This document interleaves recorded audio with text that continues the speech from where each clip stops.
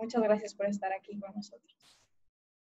Al contrario, Sara, es un gusto estar compartiendo este rato con ustedes. La verdad quiero agradecer muchísimo pues a ti, a María José Salcedo, a Fanny, a Elizabeth Meigler y a Siegfried Herzog, a todo el equipo de la Fundación Naumann. La verdad, para nosotros desde Sin Fronteras son un gran aliado y nos encanta poder trabajar con ustedes y hacer este tipo de colaboraciones. La verdad es toda una oportunidad y yo supongo que igual le pasó a María Clara, pero estar aquí ahora sí que reflexionando sobre la libertad y vincularlo entre nuestra vida profesional y nuestra vida personal es todo un reto y la verdad ha sido un ejercicio súper interesante y de verdad les agradezco muchísimo por la oportunidad.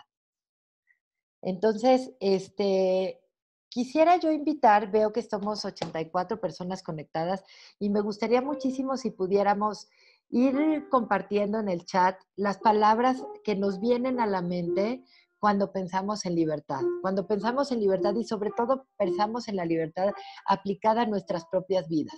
Eso me parecería muy interesante y tratemos de hacer este ejercicio juntos. Miren, por ejemplo, ya estoy viendo aquí una palabra democracia, por ejemplo. Entonces, las invito a ir juntando estas palabras para poder hacer luego un pequeño ejercicio. Entonces, yo lo que quiero, voy a poner mi reloj para no excederme. Tengo 20 minutos, ¿verdad?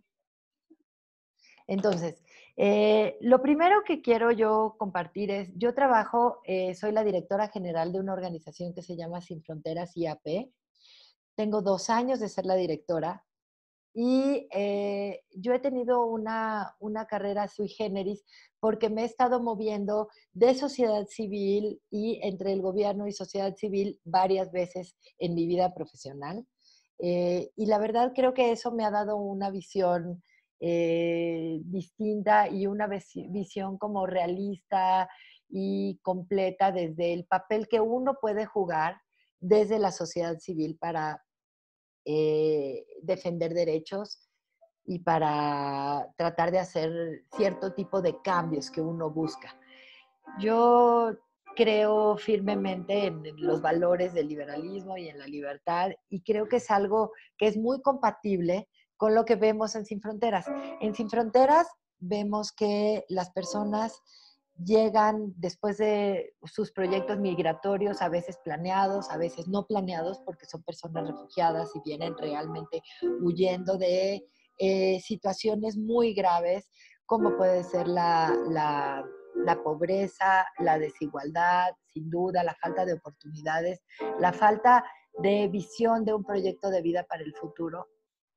Pero muchos de ellos huyen porque no les queda de otra, no tienen otra opción y salen de sus países con lo mínimo necesario, como puede ser, pues no sé, sus hijos, algún equipaje mínimo, y salen porque no, simplemente para sobrevivir. Entonces, topándonos con estas realidades, a veces es muy difícil ayudarle a las personas a entender que pueden tener un proyecto de vida. Muchos de ellos no lo saben, pero sí lo pueden tener y lo pueden ir construyendo. Y se trata de ir ayudándole a las personas a tomar sus propias decisiones con una responsabilidad, con expectativas muy claras. Y yo creo que eso es a lo que nos vemos siempre las mujeres en el ámbito personal, en el ámbito profesional. Y nos vemos todo el tiempo en esta disyuntiva. Entonces, digamos, para mí ha sido muy interesante porque yo me formé como abogada y después trabajé muchos años en el Instituto Federal Electoral y tuve muy en contacto con la importancia que es defender la democracia, con la importancia que tienen los derechos políticos. Y por eso ahora me doy cuenta y a lo mejor la vida me ha llevado hacia defender a las personas que tienen menos visibles sus derechos políticos. Y quiero decir menos visibles porque las personas migrantes sí tienen derechos políticos, tienen derecho de libertad de expresión, tienen derecho a asociarse, simplemente lo hemos visto con las caravanas, que fue una nueva manera de viajar, que simplemente se hicieron visibles y se juntaron para protegerse, para exigir sus derechos. Entonces, es muy interesante trabajar estos derechos humanos desde ámbitos tan distintos como fueron los derechos políticos a partir de la defensa del voto, de las elecciones libres y justas, de las cuotas de género para mujeres, de verificar que se cumplieran, de la participación política, de la violencia política de género también. Esos eran los temas que yo trabajé muchos años en el Instituto Federal Electoral, luego en el Instituto Nacional Electoral, que hubo una transformación en México. Y esto me ha llevado a correlacionarlo con la situación de las personas migrantes. Yo estoy segura que si las personas, por ejemplo, que han salido de un lugar como Venezuela por la falta de democracia, por la falta de libertades básicas, si tuvieran el derecho a votar, pues a lo mejor sería más fácil construir un puente para poder ir regresando a sus países a hacer sus proyectos de vida. Entonces, sí, es muy interesante esta manera que uno puede encontrar de defender los derechos de las personas. Ahora, sí quisiera vincularlo a una historia personal. Para mí, las personas migrantes son unas personas sumamente admirables y de mucho respeto.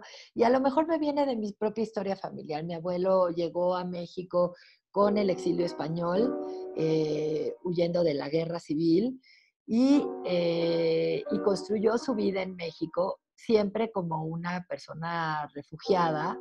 Nunca se nacionalizó mexicano, siempre mantuvo su nacionalidad española. Y para mí eso yo creo que fue parte de la formación en mi vida, el ver que los proyectos personales y los proyectos de vida van más allá de unas fronteras que muchas veces son fronteras artificiales. Y emprender los proyectos migratorios sí son todo, todo un reto. Entonces, desde Sin Fronteras ha sido para mí como muy interesante y muy formativo entender y respetar los proyectos de vida de las personas. Y esto quiero ponerlo muy en claro porque estos proyectos de vida en libertad es lo que nos deben de guiar como defensores de derechos humanos, como defensoras, a entender las posibilidades y a entender cuál debe ser la ruta de defensa de las personas. Y me quiero ir, por ejemplo, como a casos a lo mejor un poco distintos, pero quiero hablar un poco de lo que podría ser los casos de violencia contra las mujeres, de acoso, de hostigamiento. Y muchas veces nos reprochan a las mujeres, ¿por qué no denunciaste? ¿O por qué no lo dijiste antes? ¿O por qué no? Y hay una variedad de razones que hay que entender. Yo creo que para tomar este tipo de decisiones, las mujeres tenemos que estar bien informadas y saber bien las expectativas y las realidades. Y creo que eso tiene que ver mucho con los proyectos migratorios de las personas. Entonces, tienen que tener claras sus expectativas y de ahí poder optar por una ruta de defensa a los derechos humanos. Entonces, este tipo de acción sin daño, le llamamos en Sin Fronteras, para nosotros es como un principio guía y un principio básico para poder ayudar a las personas. Entonces, una vez que tenemos determinadas y cubiertas a lo mejor las necesidades básicas, nosotros podemos ir más allá y averiguar cuál es el plan de vida de las personas y entender cuál debe ser nuestra ruta de acción para poder intervenir. Y esto significa a lo mejor quedarse en México, a lo mejor continuar un proyecto migratorio hacia Estados Unidos por razones de unificación familiar, por razones de, a lo mejor también de seguridad, a lo mejor las personas no se están sintiendo lo suficientemente seguras en México y quieren ir a Estados Unidos. Pero para eso necesitamos abrirles muy bien las expectativas y el panorama y que haya una comprensión de cuáles son las expectativas que pueden tener al llegar a la frontera con los Estados Unidos. A lo mejor van a estar sujetas a este terrible programa de MPP o Quédate en México, que nos van a hacer que el acceso a los Estados Unidos sea muy complicado. Entonces, muchas veces las personas no tienen las herramientas para tomar una decisión. Nos hemos topado, por ejemplo, con personas embarazadas, privadas de la libertad en una estación migratoria, y que para las que llegar a Estados Unidos es un camino larguísimo, que tienen que entender que a lo mejor va a implicar 3 o 4 días de viaje en unas condiciones tremendas, el clima va cambiando, se van a enfrentar a frío o a un calor muy extremo, a los riesgos que puede implicar esta travesía por México, que han estado documentadas ya por muchas organizaciones, por la propia Comisión Nacional de Derechos Humanos, que implica violencia sexual, que implica extorsión, que implica un grado máximo de sufrimiento. Y para esto me gustaría compartir la pantalla para que vean esta nube de palabras que a mí me parecen una herramienta muy poderosa, que tenemos esta nube de palabras surge a partir de entrevistas que se realizaron Creo que a... perdón, hay que ponerle en modo presentación, porque si no, no se ve Exacto, bien. es lo que estoy tratando de hacer, pero Abajo el, a la el derecha. menú, exacto, el menú del Zoom me lo impide. Aquí Ah, está. muchas Creo que ya gracias. la tienen. Entonces, Sí, a partir de las entrevistas a las personas migrantes, ustedes pueden ver este tipo de ejercicio, y es muy interesante cómo primero tienen esta angustia que les genera no tener documentos, el sufrimiento, lo que implica el caminar, no son de acá, mojado, son todas estas palabras que nos hacen ver lo que van sufriendo o teniendo las personas en su travesía. Pero, por ejemplo, por otro lado, vemos estas palabras como sueño, como salir adelante, como un camino, una mejor vida.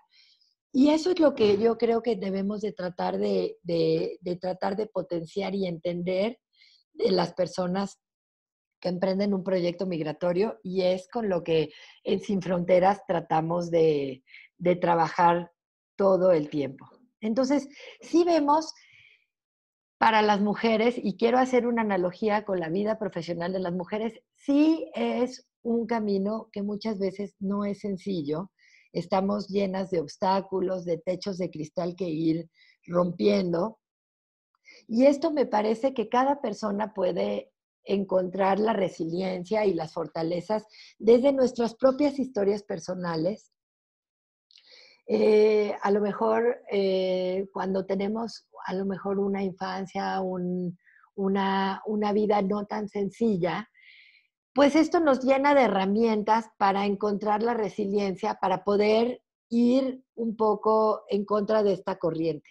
Las mujeres estamos muchas veces llenas de herramientas, y eso lo vemos muy claramente en las personas migrantes que han sido pues víctimas del delito, que tienen niños y que lo que buscan es encontrar esta fortaleza. Entonces, en este encuentro a mí lo que me gustaría mucho es saber de dónde sacamos las fortalezas y compartir tal vez de dónde he ido encontrando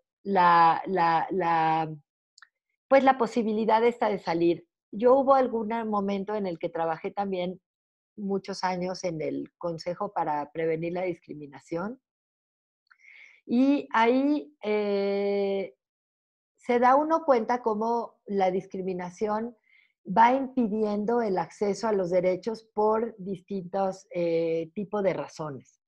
Entonces, sí, a la hora de ver que las personas migrantes están sometidas a una discriminación múltiple por ser mujeres, por ser tal vez personas indígenas, tal vez por no hablar el mismo idioma del país al que están llegando, por ser no nacionales, vemos obstáculos más crecientes y más agudos. Y esto realmente, al menos a mí, me resulta muy inspirador. Me resulta inspirador porque me da este tipo de visión o de fuerza para encontrar, tratar de igualarles el piso.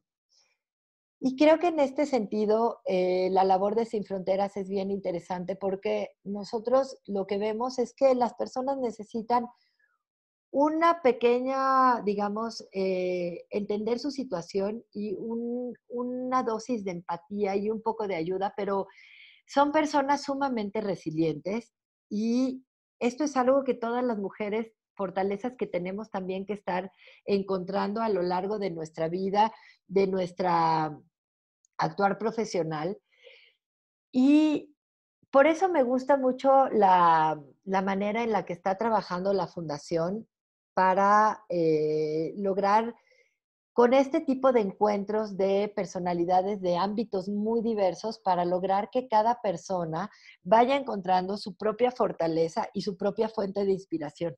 Para mí, por ejemplo, ahorita es claro en este periodo de mi vida que sin duda es en observar, entender y tratar de incidir hacia la realidad de las personas migrantes. No entendemos cómo puede haber este tipo de restricciones actualmente ante las situaciones evidentes que se dan en distintos países. Nosotros lo vemos, es un fenómeno que se hace muy evidente desde países, desde el sur, lo vemos, por ejemplo, de África hacia Europa, lo hemos visto muy claramente con lo que está pasando, por ejemplo, con la guerra de Siria y cómo tratan de llegar las personas a buscar otro tipo de oportunidades en Europa. Y hemos visto que si es gestionada la migración de una manera mucho más positiva y que podamos entender hacia la oportunidad que puede ser tanto en el campo económico como en el campo social, como en el campo cultural, el entender y el apoyar todos estos tipos de proyectos de migración pueden ser una gran oportunidad. Y esto lo hemos visto a partir del surgimiento de las distintas economías líderes en el mundo. Como vemos, pues Alemania es un país que ha gestionado muy bien la migración con todo y todos los problemas que muchas veces se topan las personas migrantes, pero lo vemos que saben aprovechar los talentos de las personas e ir creando este tipo de comunidades, de sociedades multiculturales de las que se aprovechan. El mismo Estados Unidos pues surge como potencia económica en gran medida con estos movimientos de migración que fueron recibiendo desde el principio de los 1900. Y es una oportunidad que tenemos en América Latina. Tenemos personas que llegan con mucha fortaleza, con mucho empuje. Lo hemos visto en México, no son historias ajenas. Lo tenemos con la historia de la migración guatemalteca hacia México, con las historias del exilio español hacia México, con las personas cubanas que llegaron a México también en determinado momento a hacer grandes transformaciones culturales que se ven reflejadas en ámbitos muy diversos de las personas. Entonces, creo que tenemos una oportunidad y tenemos que ver la manera de voltear a ver a la migración, y esa es una labor que hacemos todo el tiempo en Sin Fronteras, para tratar de entender cómo nos podemos beneficiar de estos movimientos migratorios a partir surgen muchas veces de la necesidad, del sueño de las personas, pero surgen sin duda este, para que se pueden convertir en absolutamente una oportunidad. Y para eso necesitamos entender esta situación para todas las personas. Nosotros somos muy claros en entender cuáles son los beneficios de la globalización cuando tenemos acceso a estar en cualquier parte del mundo, que es lo que hacemos con nuestras computadoras, con este tipo de Zooms que podemos estar conectadas, y al consumir productos que tal vez nos llegan si hoy quiero comer comida hindú, puedo tener acceso, si quiero tomar un vino alemán, puedo tener acceso. Y entender que la movilidad de las personas es algo que debemos también de ir favoreciendo. Nosotros lo hemos visto en la zona Schengen en Europa, cómo se beneficiaron las personas de este tipo de fomentar la movilidad y de brindar este tipo de oportunidades a las personas. Creo que tenemos que entender nuestras regiones ya a partir de este tipo de oportunidades y más bien hacer gestiones exitosas. Y eso es lo que buscamos en incidir desde Sin Fronteras, tratar de hacer este tipo de gestiones, brindarles la oportunidad a las personas para que se puedan desarrollar en plenitud, en libertad, con tranquilidad, porque es un mínimo vital el que tiene que tener una persona garantizada para ser libre. No puede considerar a alguien que tiene un empleo completamente precario, que está todo el tiempo preocupada por sobrevivir, no puede considerarse una persona libre. Una persona libre tiene que tener bases mínimas para poderse desarrollar, para poder llevar a cabo un proyecto de vida en libertad. Entonces, muchas veces sí tiene que ver con las oportunidades, con una independencia económica y sobre todo quiero hacer mucho énfasis en las mujeres. Las mujeres necesitamos una independencia económica para poder tener libertad para pensar, para poder ser madres, para poder ser amigas, para poder ser solidarias. Entonces, sí nos parece muy relevante esta lucha para que las personas podamos tener todas un mínimo vital que nos permita ejercer nuestra libertad. Yo creo que hasta aquí dejo mi reflexión para abrir al tiempo a preguntas y respuestas y recordarles, seguirles invitando a que pongan en el chat o si están conectadas a través de Twitter o de Facebook, que nos pongan las palabras que les vengan a la mente para poder construir colectivamente esta imagen que tenemos en la mente de las mujeres trabajando y ejerciendo nuestras profesiones en libertad. Muchísimas gracias, Dana. A ver, dos preguntas por el momento. La primera es, ¿cómo se financia Sin Fronteras? Y la siguiente es, ¿cómo consiguen alianzas y acceso a migrantes? Bueno, nosotros tenemos la financiación que viene a través de Sin Fronteras y tiene que ver con el tema de la migración, que es un tema políticamente muy controversial.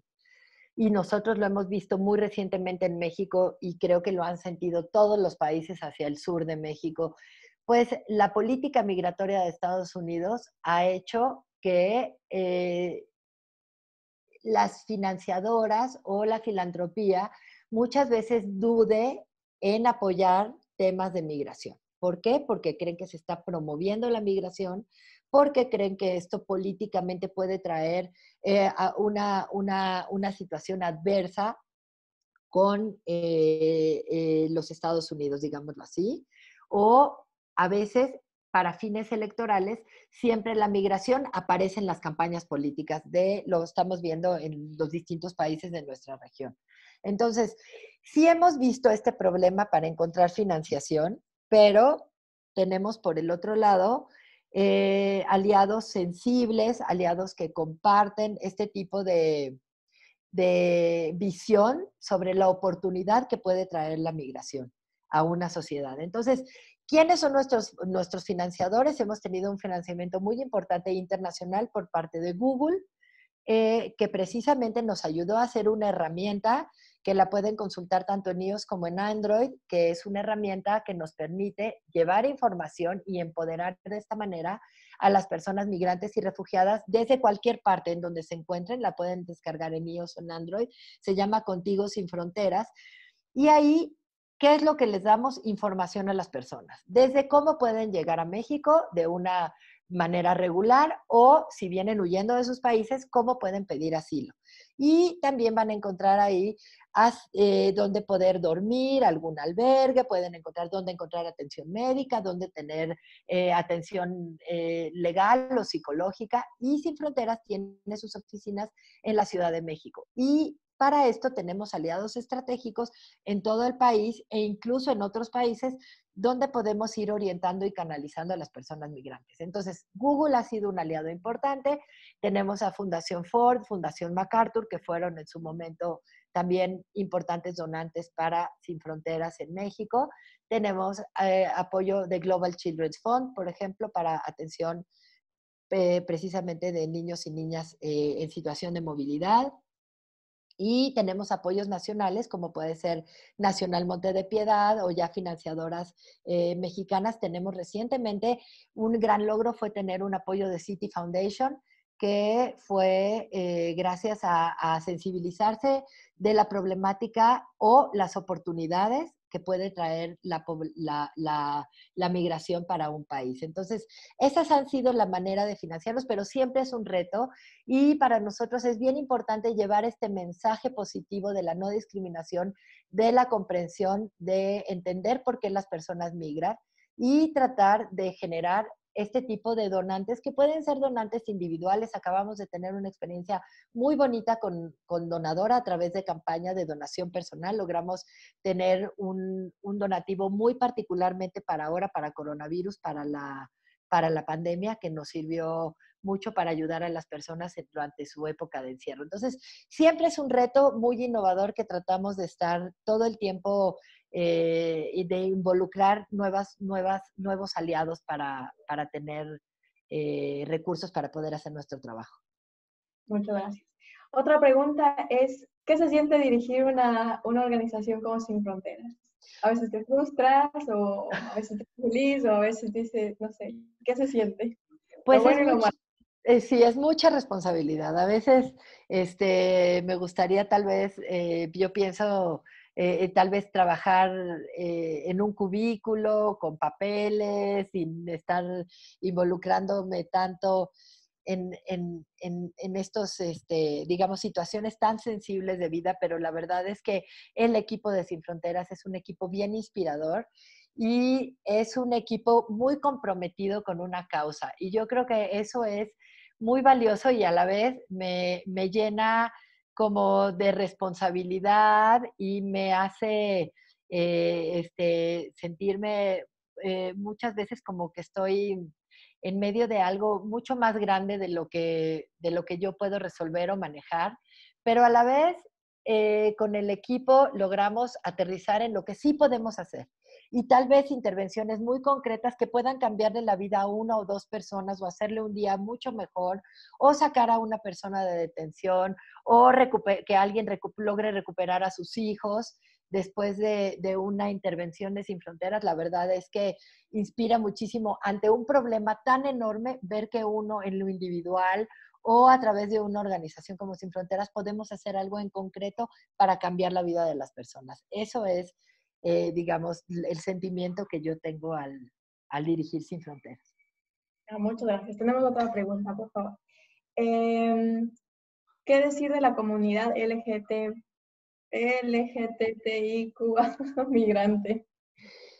Pues es todo un reto. Las personas de la comunidad LGBT tienen siempre una fortaleza interna que necesita combinarse con un ambiente de no discriminación para poder tener sus potencialidades. Muchas veces sí son sujetas de persecuciones tremendas.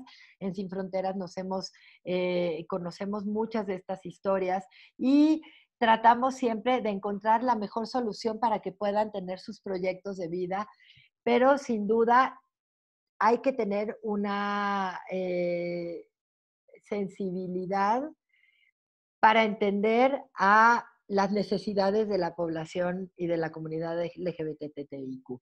Entonces, creo que nos hemos preparado en Sin Fronteras, tenemos aliados, otras organizaciones con las que trabajamos, pero sin duda es una de las razones que para nosotros entendemos para emprender proyectos migratorios y tratamos de que las personas se sientan a gusto con quienes son y puedan desarrollar su potencial para vivir como cada quien opte por hacerlo en su propio ámbito. Y para eso es muy importante tener este tipo de aliados y tener estos principios de no discriminación firmes y poderlos defender incluso ante los tribunales o ante quien muchas veces dar herramientas para que puedan desarrollarse en su vida cotidiana. Tres preguntas más. Sharon Rueda pregunta, ¿cómo se está apoyando a los migrantes en esta pandemia?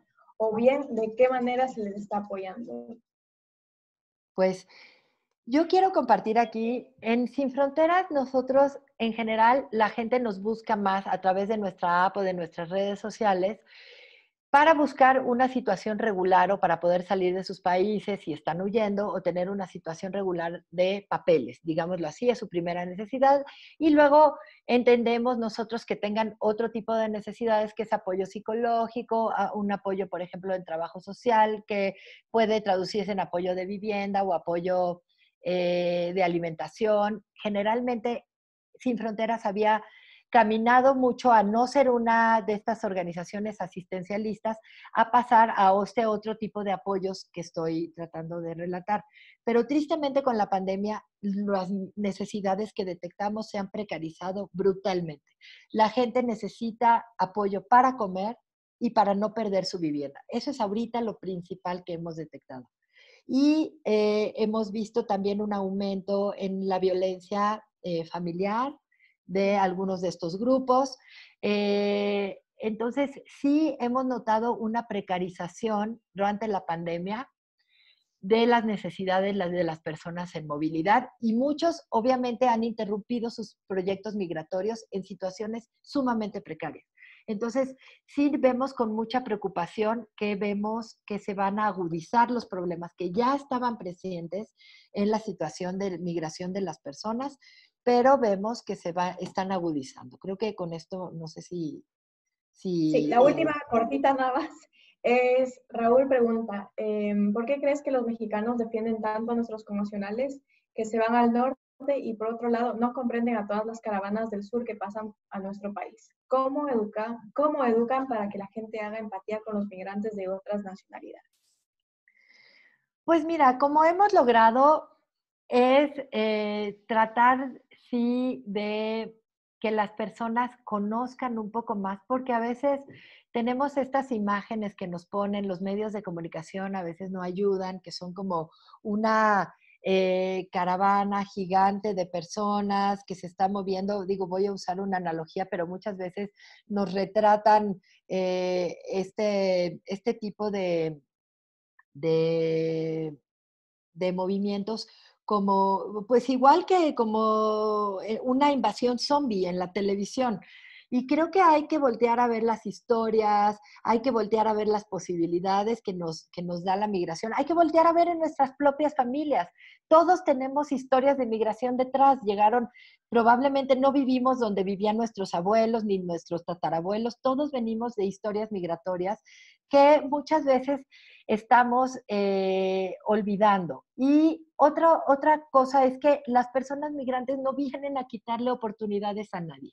Muchas veces creen que porque lleguen nuevas personas van a precarizarse más los trabajos, van a precarizarse más las oportunidades y no es esta visión es con la que tenemos que romper. Basta conocer a una persona migrante, basta abrirse un poco a este tipo de posibilidades. Yo creo que todos nos gusta ir a comer comida de otros lados. Si van ahora en México, tenemos deliciosa comida colombiana, venezolana. Gracias a este tipo de movimientos, ahora hay un lugar que se ha vuelto famosísimo que se llama Little La Habana en Tijuana, que la gente tiene colas por ir o a cortarse el pelo muchas veces con cierto tipo de estilistas que han llegado de otros lados. Y creo que la pandemia nos da esta oportunidad porque hay muchos profesionales de la salud ahorita que no estamos aprovechando, que son personas que vienen de Honduras, de Venezuela. Por ejemplo, yo he oído ya de muchos médicos venezolanos que le están entrando, aunque sea de enfermería, porque no pueden ejercer la medicina en México. Entonces, creo que se trata de gestionar más la migración de manera más óptima para generar este tipo de oportunidades de las cuales todos nos podemos beneficiar. Entonces, creo que es una situación que puede generar mucha empatía. No sé si con Muchísimas esto gracias, Ana. Muchísimas